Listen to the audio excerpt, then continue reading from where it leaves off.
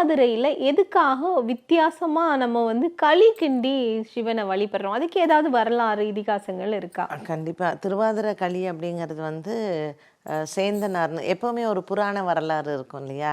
சேந்தனார் அப்படிங்கிற ஒரு விறகு வியாபாரி.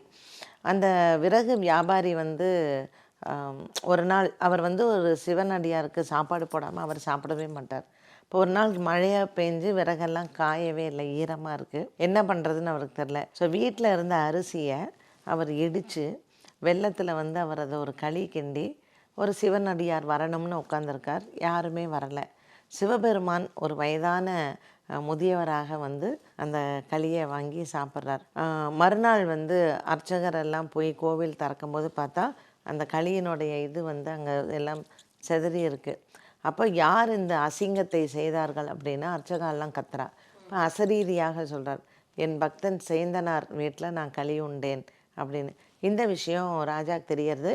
ஆனால் ராஜாவோட கனவில் அவர் ராத்திரியே சொல்லிடுறார் சிவபெருமான். உடனே அரசனும் சொல்கிறார், இல்லை சிவபெருமான் எனக்கு சொன்னார். அதனால் அந்த தேர் வந்து மத்தா நாள் தேர், அதனால் சிவபெருமான் எல்லாரையும் அங்கே வர சொல்லிடுறார்.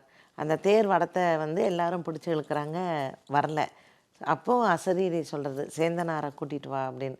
சேந்தனார் வந்து தேரை இழுத்த உடனே தான் அந்த தேர் வந்து வந்தது. அதனால் சேந்தனார் சுவாமிக்கு இந்த களியை அன்றைய நாள் அவர் கொடுத்ததுனால சிவபெருமான் வந்து எனக்கு அது மிகவும் பிடித்த உணவு.